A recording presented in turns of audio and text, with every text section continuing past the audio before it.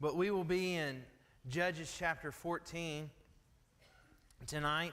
As we've been going through the book of Judges, we have seen this tragic spiral. Things have gotten worse and worse and worse, and the nation of Israel has turned more and more from God. And as we get here to Judges 14, we see the beginning of the ministry of Samson. We saw as Samson was told that his parents were told he was going to be born, that he was going to come, that they were going to have this son, and that they were going to guard him.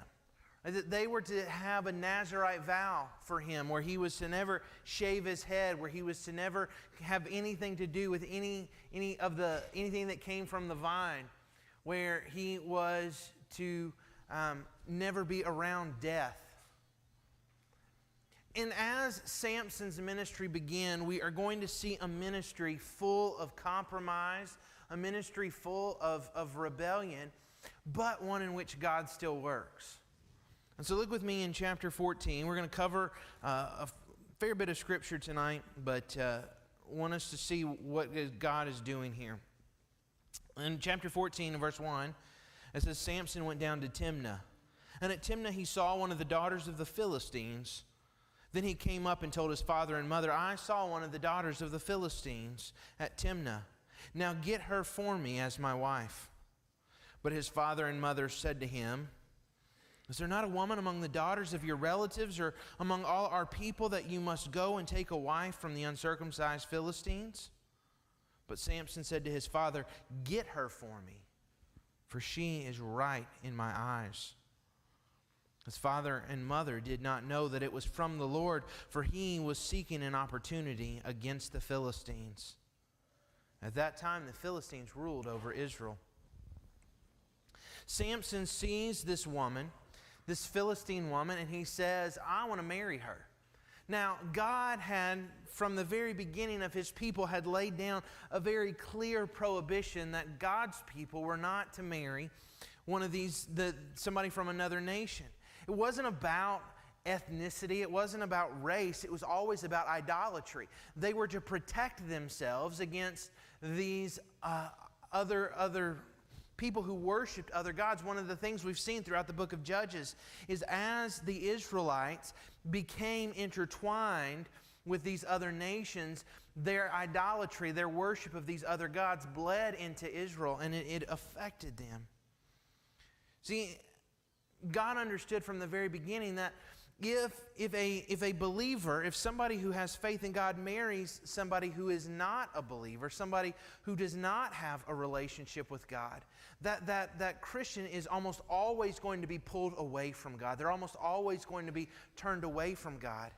And even deeper than that, this person that you share the most intimate part of your life with, if they do not understand what is at the heart of and is the motivation of everything that you do, it's going to create all sorts of problems. If a believer marries or has a relationship with an unbeliever, there is always going to be conflict, and there is always going to be tension there. Because there will never be understanding. They cannot share that which is most important in their life. And so God from the very beginning has warned His people about marrying those who do not worship Him. But Samson sees this Philistine woman, and you see what he says? He says, I want her because she is right in my eyes. This is a scary statement. Samson is saying, I want her because she seems appealing to me. She seems satisfying to me. Or if you go all the way back to the book of Genesis, there in the garden, it says that Eve saw the fruit and it looked appealing. And one of the ways that Satan tempts us is through the eyes. And here's Samson, and Samson looked, and Samson says, she looks appealing to me, this situation, this opportunity. It looks like it will satisfy me. But the words he uses, it's right in my eyes, is going to become a phrase that will haunt Israel. Because Samson says this, but later we will see Israel say it. it will be said of them that what they do is whatever is right in their own eyes. It's no longer about just doing what's wrong, what God declares is wrong. It's about doing what they want to do. It's about fulfilling their urges. Right? Samson was impulsive. He was led by his passions. And he would not submit to authority. He wouldn't submit to his parents.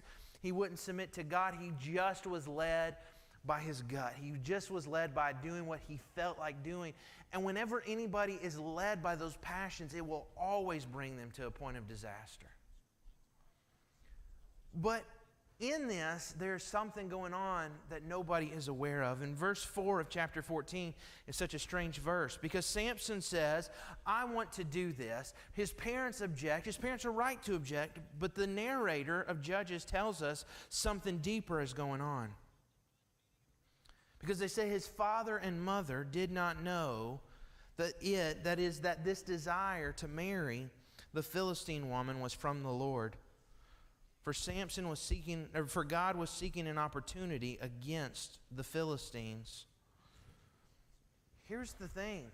The narrator of Judges tells us Samson wants to do this. Samson wants to marry this Philistine woman.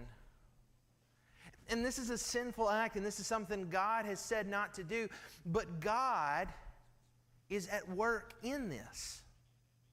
This is where it gets really confusing because we think, well, how could God be at work in this?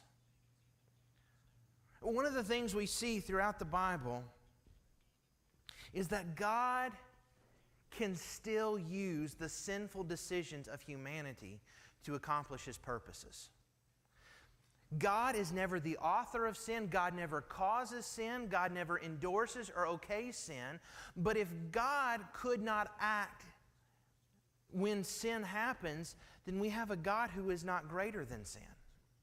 We have a God who is bound by it. And one of the problems you see here in the book of Judges in this cycle, every other cycle, there has been a crying out. The people say, we need your help, God. We need you. We are desperate. But as you read in Judges chapter 13, 14, 15, and 16, there is no crying out. Matter of fact, what we'll even see later is the people are enjoying their oppression. They're enjoying being in servitude to the Philistines because they are so much like the world around them. They are so given over to their idolatry, they're no different than anybody else. And so God has to do something. God has to work in order to shake these people up and see how desperate their situation is. One of the things we've seen in Acts, as we've been going through Acts on Sunday morning, is you see exactly how this balance between man's sinfulness and God's sovereignty is at work. We see how things come together.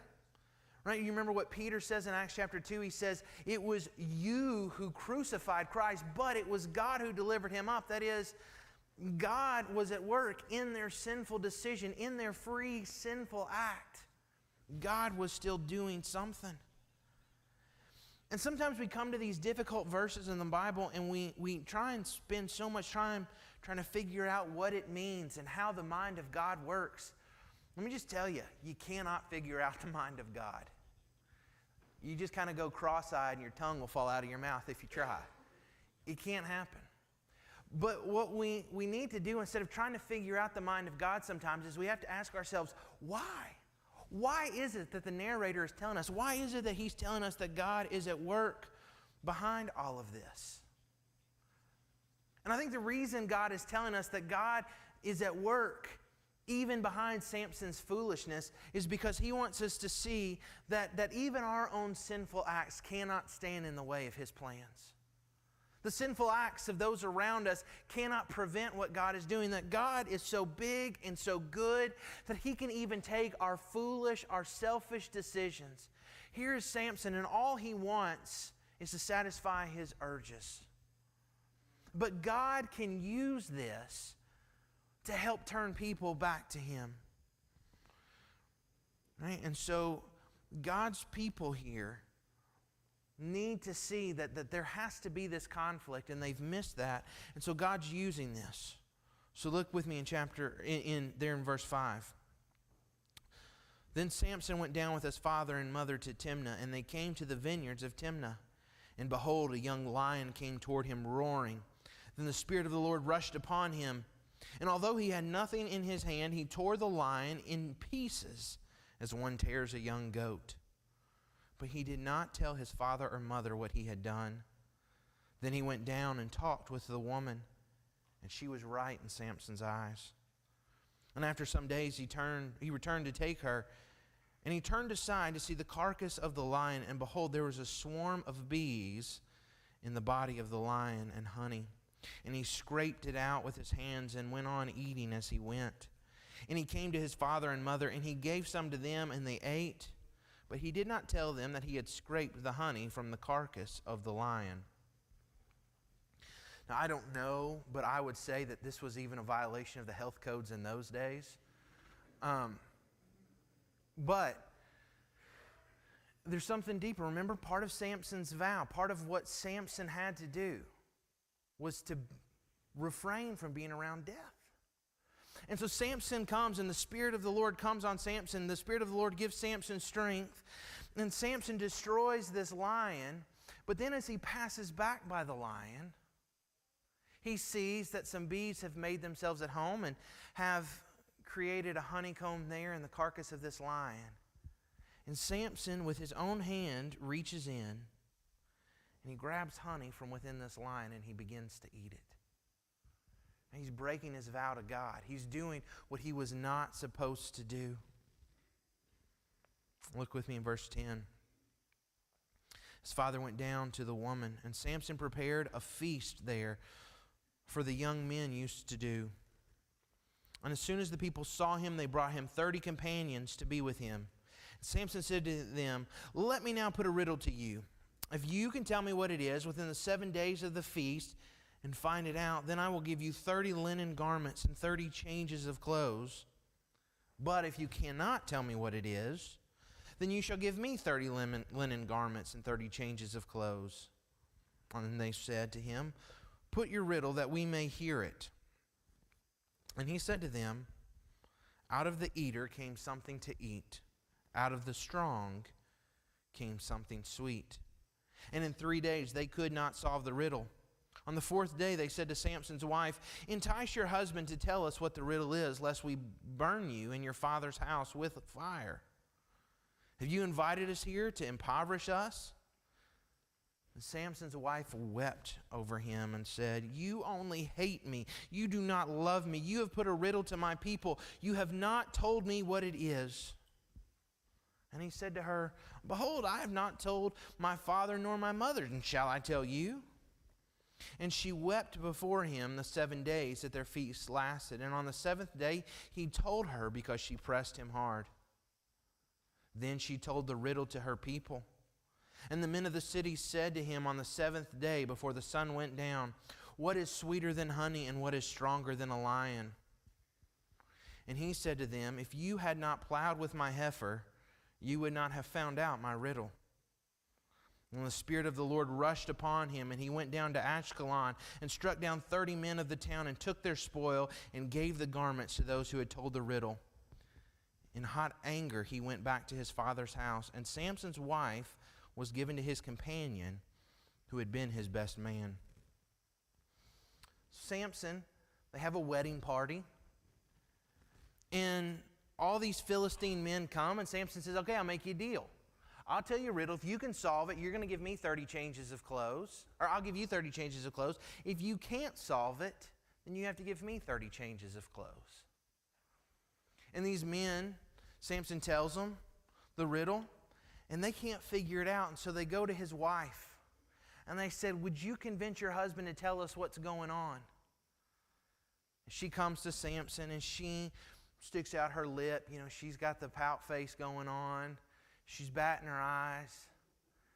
She says, "Why have you done this to me? You've embarrassed me. You've humiliated me in front of my friends." And Samson says, "I told my mom and dad. I haven't told them. Why am I going to tell you?" Well, that just makes things worse. And so on the 7th day he tells her, and she rushes to these men. And they come to Samson and they solve the riddle. And Samson, showing how romantic he is, refers to his wife as a heifer. Again, don't recommend this. He says, "You have plowed with my heifer." That's a good recipe to just go ahead and call things quits. And he is angry, and so Samson in his anger goes to this Philistine town, and he kills 30 guys. And he takes their clothes, and he brings their clothes to these men that he had the bet with, and he says, "Here you go." Now we read this, and that's brutal. That's harsh. He does this in anger, but you see what it says? It says the Spirit of the Lord came on him. God empowered him to do this. Just like God, it says the Spirit of the Lord came upon him and he killed this lion. It says the Spirit of the Lord came upon him and he went down to Ashkelon. God is saving His people, but He's using messy means to do so. We read this and it sort of assaults our sensibilities. This doesn't seem right to us. This doesn't seem like it's good or it's fair.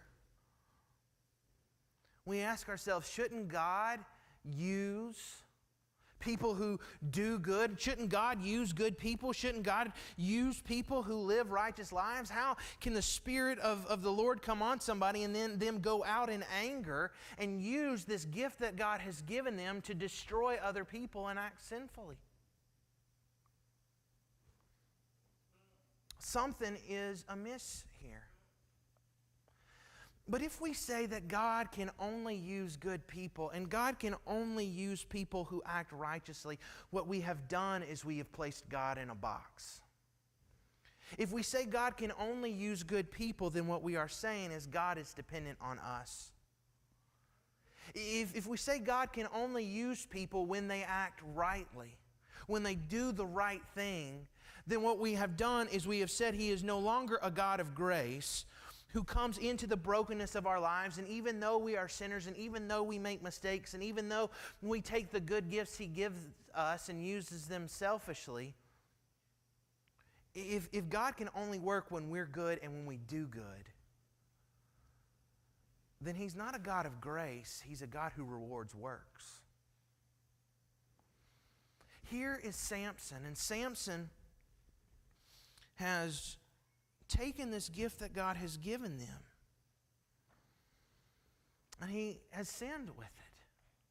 But what we see is a God who still works through sinners and a God who can still work in sinful situations. And what we see is a God who keeps His promises, right? God was going to deliver Israel, and it wasn't dependent on how good Samson was. It wasn't dependent on how righteous the people of Israel were. God kept His promise simply because He's a promise-keeping God. And His faithfulness did not depend on the faithfulness of somebody else. And Samson's wife is taken from him. Samson's wife is given to his best man.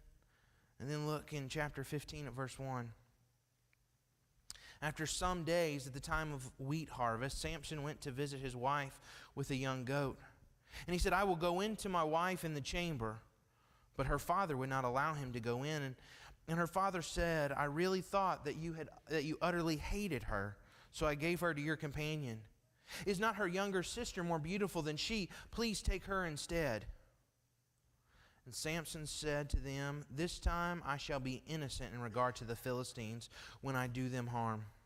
So Samson went and caught 300 foxes and took torches, and he turned them tail to tail and put a torch between each pair of tails. And when he had set fire to the torches, he let the foxes go into the standing grain of the Philistines,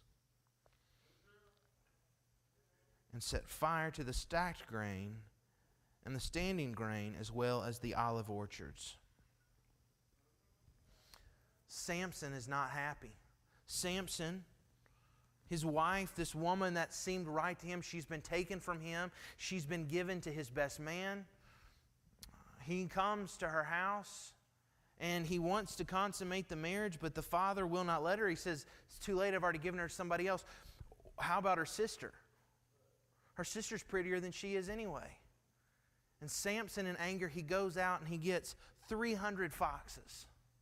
And he ties their tails together, and he puts a torch in between their tails, and he just sends them to run off in the field so that they burn down all the grain.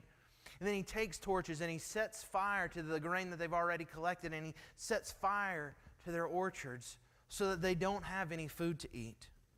And then in verse 6, the Philistine says, "Who has done this?" And they said, "Samson, the son-in-law of the Timnite, because he has taken his wife and given her to his companion." And the Philistines came up and burned her and her father with fire. And Samson said to them, "If this is what you do, I swear I will be avenged on you, and after that I will quit." And he struck them hip and thigh with a great blow, and he went down and stayed in the cleft of the rock of Etam. So when they learn that Samson did this, they go and they take vengeance. And now we see this rift starting to happen between Samson and the Philistines, right? What God had purposed. God needed there to be this rift. He needed Israel to realize the Philistines were not their friends, that their gods were not their friends. And so Samson, now as he sees that, he begins to turn from them. And then in verse 9, then the Philistines came up and encamped in Judah and made a raid on Lehi. The men of Judah said, "Why have you come up against us?" And they said, "We have come up to bind Samson, to do to him as he did to us." Then 3,000 men of Judah went down to the cleft of the rock of Etam and said to Samson, "Do you not know that the Philistines are rulers over us? What is this then that you have done to us?" And he said to them, "As they did to me, so I have done to them." And they said to him, "We have come down to bind you, that we may give you into the hands of the Philistines." And Samson said to them, "Swear to me that you will not attack me yourselves." And they said to him, "No, we will only bind you and give you into their hands. We will surely not kill you." So they bound him with 2 new ropes, and they brought him up from the rock. Then when he came to Lehi, the Philistines came shouting to meet him. Then the Spirit of the Lord rushed upon him, and the ropes that were on his arms became as flax that has caught fire, and his bonds melted off his hands. And he found a fresh jawbone of a donkey, and he put it in his hand, and he took it. And with it he struck 1,000 men. And Samson said, "With the jawbone of a donkey, heaps upon heaps, with the jawbone of a donkey, I have struck down 1,000 men." People of Israel, these men of Judah, they come to Samson and they say, "What are you doing, Samson? You're making the Philistines mad at us. Do you see this? They don't mind the occupation. They don't mind being oppressed by the Philistines. They don't mind worshiping their gods. What they mind is Samson forcing an issue. And so they say, "We are going to take you to them." And Samson gets them to promise they're not going to kill him. And so he sort of surrenders. But then when they go and they take him to the Philistines, Samson says again, the Spirit of the Lord comes on him. Samson receives this strength, and he breaks free from all the things that they've tied him with. And what does he use as a weapon? A jawbone of a donkey. Again, what was Samson's Nazirite vow? He was to not have anything to do with the carcass. Here is Samson, and God has given him strength and God has given him power, but Samson is being sinful. Samson is taking this instrument, this thing that God has told him to stay away from, and he uses it. But then in verse 17, as soon as he had finished speaking, he threw away the jawbone out of his hand, and that place was called Ramoth Lehi. That means the hill of the jawbone. And he was very thirsty, and he called upon the Lord and said, "You have granted this great salvation by the hand of your servant. And shall I now die of thirst and fall into the hands of the uncircumcised?" And God split open the hollow place that is at Lehi, and water came out from it. And when he drank, his spirit returned, and he revived. Therefore, the name of it was called En-hakkore. It is at Lehi to this day.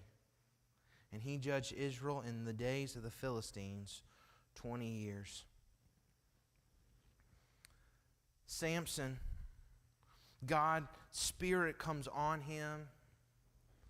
And Samson gets this strength, and Samson kills 1,000 men with this jawbone. But what does Samson do? Samson takes credit for it. He boasts in it. He brags about it. This is his strength. This is what he has done. And they call the place the Hill of the Jawbone, right? Samson's talking about what he has done. And then Samson gets so brash that he goes before God. And Samson, for the first time in the story, prays. For the first time in the story, he gives God a little bit of credit, but he does so in order to make a demand. You did this. Now, God, don't let me die. God, I know you gave me the strength, but don't let me die. Samson makes a demand of God. Samson says, I'm thirsty. Take care of my thirst. And he uses God's strength, but he doesn't really want to honor God with it. He just wants to honor himself. But as we read this, everything in us sees this disconnect. Because we see the Spirit of God come on Samson 3 times. And the question is naturally asked, if the Spirit of God comes on Samson, shouldn't he grow in holiness? Right? If God's Spirit comes and God's Spirit rests on Samson, shouldn't he grow? Shouldn't he do good things? Why is it that every time the Spirit of God comes on Samson, he does something sinful? How does that happen? I think we need to make a distinction. In the New Testament, right, we see these 2 things that are part of the Spirit working in our lives. One thing we see is what we would call the gifts of the Spirit. That is, those are the things that we do. And the Bible talks about those who have the Spirit, and the Spirit gives people gifts. But something that we don't really admit sometimes is that you can have the gifts of the Spirit and not demonstrate the fruit of the Spirit. The fruit of the Spirit is who we are. And God gives us gifts, and God, He gives us talents. He gives us things that we can do for Him. But we can take those things and we can still do them for ourselves. Paul talks about this a lot in 1 Corinthians. The church there at Corinth, there was this big debate about tongues, and they had this total misconception of what tongues were, and they wanted tongues because they wanted to be glorified. They wanted people to think highly of them. And Paul says in 1 Corinthians chapter 13, he says, if you have tongues, if you speak, if you preach, if you do these things, if you have these gifts, but you don't have love, you don't have this fruit, Paul says the gifts are as nothing. And what we have with Samson is somebody that God has gifted and God has empowered, but Samson is wanting to use those gifts for himself. Here's the reality, is that God gifts people. But that doesn't necessarily entail that those people then in turn use those gifts for God. The gifts that God gives us, we ought to use for Him. But we've all seen it. There are preachers, and God gifts them, but they use it for themselves. There are musicians, and God gifts them, but they use it for themselves. Just because God gifts somebody and because God works in somebody's life, just because things look good from the outside doesn't mean that their inner life, their private life is right with God. We can have evidence. God can work in our life and God can work through our life. God can do good things in us and through us, but our hearts still be corrupt and our lives still be a wreck. God can be at work through me simply because He is good and He is powerful. But I can never mistake the fact that God is at work through the gifts that He has given me to think that my relationship with God is fine. There are preachers, and they preach, and they stand in the pulpit, and God grows their church, and God does a great work through them. And then one day you hear that they've been having an affair. I remember one day my dad was asked to go preach at a church, and it was a church in Alabama, and the church had grown from a couple hundred people to several thousand people. And 2 weeks before my dad was supposed to preach at this church, the news broke that the pastor had been having an affair for 20 years. He had a second house where his mistress lived. 20 years he had been having an affair. Now here's the thing. That church was growing. That church was doing great things. God blessed that church, even though the pastor's heart was corrupt. Because it wasn't about the pastor. It was about the God that those people worshiped. God wasn't working because of the goodness of this man's life. God was working because God works through His Word. And sometimes we look at our lives and we go, things are fine and things are good because we see God acting graciously, but that doesn't mean that my life is necessarily right with God. Here is Samson, and God is doing great things through Samson, and God is working in great ways in Samson's life, but Samson's heart is corrupt. Samson has turned away from God. And we can never confuse what God does through us with what God is doing in us. And as we look at Samson, that becomes abundantly clear. But I like how the story ends because it's really subtle, but it's important. Here is Samson. And God empowers Samson, and Samson goes, and with the jawbone of a donkey, Samson takes out 1,000 guys, and they name this hill Jawbone Hill. Right? And Samson is telling riddles, and he's writing poetry about how he defeated all these people at Jawbone Hill with the jawbone of a donkey. He's ready to write stories of his greatness, but there's just a problem. Samson is thirsty. Samson's in desperate need. And so Samson cries out to God, not in desperation, not in desire, but just in demand. And he says, God, you did this for me. God, you brought me here. Now you get me something to drink.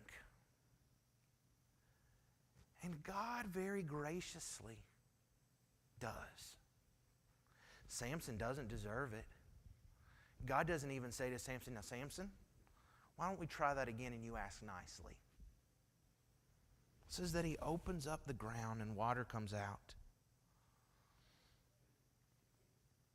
And this place that was named Jawbone Hill is no longer called Jawbone Hill. It's renamed. In Hebrew, it's En-hakkore. But what that means is the spring of him who called. And the narrator of Judges tells us that spring was still there at the time of writing. You see what happened? When people came and they walked by and they paused to get a drink, they did not think about what Samson did. Every time they stopped to get a drink at En-hakkore, they remembered what God had done. And Samson was given this gift by God, but he tried to use it for himself. But God, in His grace and God in His power, still received the glory. God said, this place is going to be renamed. I'm taking ownership of it. Right? And it was God reminding us that it is not human effort, but divine grace that lasts. If I'm going to make an impact, if I'm going to do something that lasts, it's never going to be in my own strength. It's never going to be for my name. If I'm going to do something that lasts, it will only be because God was graciously at work through me.